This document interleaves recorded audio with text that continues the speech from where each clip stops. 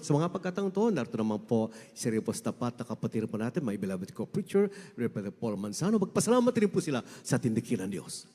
Puri po ang dakilang Diyos at ako po mga we give His praise, glory, honor, worship, and thanksgiving to our dearest Lord Jesus Christ.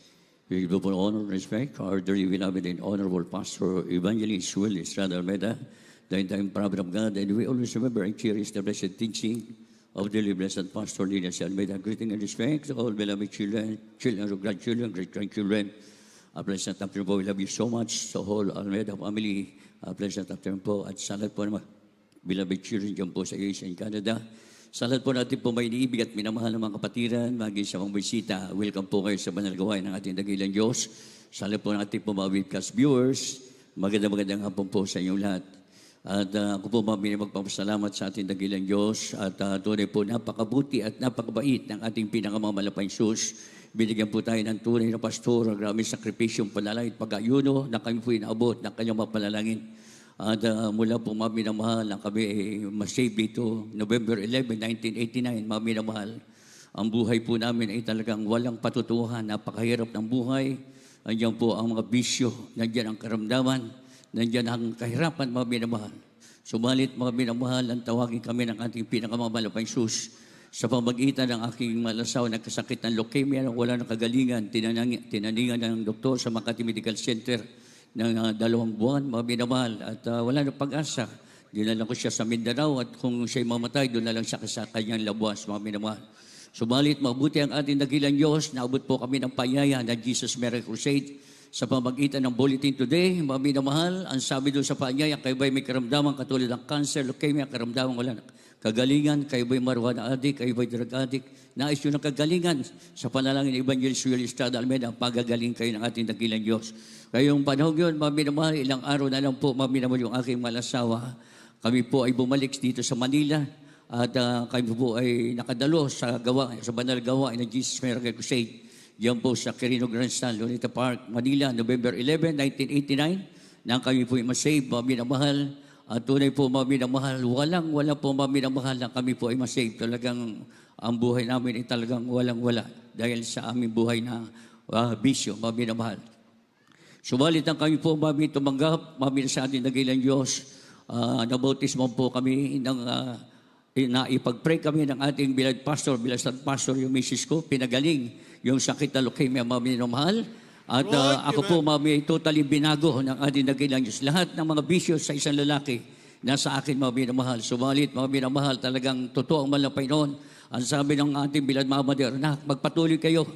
Pagpapalain kayo ng ating dakilang Diyos. Totoo po ang salita ng ating beloved pastor, minamahal. Sa amin po papatuloy, minamahal, at hindi po kami nag-absent, minamahal, sa gawain. At noong mga panahon yun, minamahal, umaasa po kami sa church na bigyan kami ng pamasahe para kami po ay makadalo sa gawain ng ating dakilang Diyos. At ang sabi ng ating beloved Mother, patuloy lang kayo dumalo, darating ang araw, pagpapalain kayo ng ating dakilang Diyos. Yung pong aking mga anak, mayroon po akong 4 na anak, minamahal. Yung aking bunso, 1 taon. Yung aking panganay ay 6 na taon, minamahal. At doon po, minamahal, nagsimula ang ating aming pong buhay. Nang kami po, tawagin ng ating pinakamamalapang Diyos na isang manggagawa, minamahal. Tinawagan ko ng ating beloved pastor, kala ko po, mayroon akong malaking kasalanan. Ang sabi sa akin, God will provide, minamahal. Yung mga anak ko, wala pang high school, minamahal yun. Pero hindi po ako nag-alala. Yung sabi ng ating mga magulang sa ating dakilang Diyos, God will provide, minamahal. Alam po, minamahal, yung aking mga anak, talagang grabe ang himala, nakapag-aral, nandiyan po, minamahal, nakatapos, lahat sila. Ngayon po may pinagpala ng ating dakilang Diyos, napakaganda ng kanilang mga hanap buhay. At ngayon po, minamahal, pinagpala ng ating dakilang Diyos, nagbibilang ng sasakyan, nagbibilang ng paupahang mga kondo, mayroon po mga 2 tahanan, minamahal. At yan po, minamahal, ay talagang grabe sa panalangin po natin beloved pastor.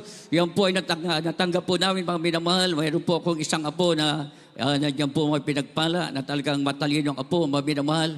At sabi ko nga, minamahal, sa aming paglilingkod. At ako po'y nagdiwan ng karawan kahapon po, minamahal, sa isang class na restaurant, minamahal.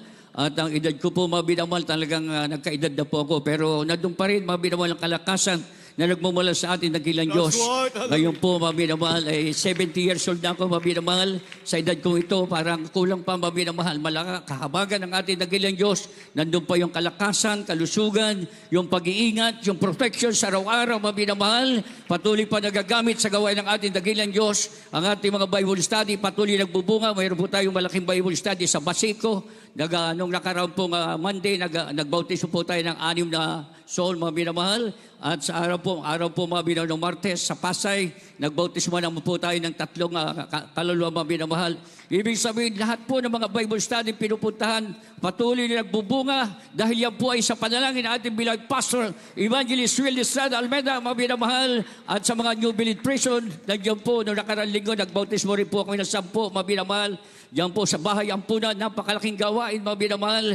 At sabi ko, mga minamahal, kulang ang oras, kulang ang katawan, mga minamahal. Dahil sa panalangin ng ating beloved Pastor, napagkatiwala ng mga gawain. At gayon po, mga minamahal, kinahabagan ng ating dakilang Diyos, pinagpalang aking sambahayan sa lahat ng bagay, material, physical, higit sa lahat ay spiritual. Ang pinakamataas sa pagpupuri, paglulati at pagpapasalamat ay amin po pinabot sa ating pinakamamala pa Jesus. Amen. Praise the Lord. God bless you mga kapatid. Yan po atong beloved Brother Paul, my beloved co-preacher. Sa kanya pong pinagpalang patuto.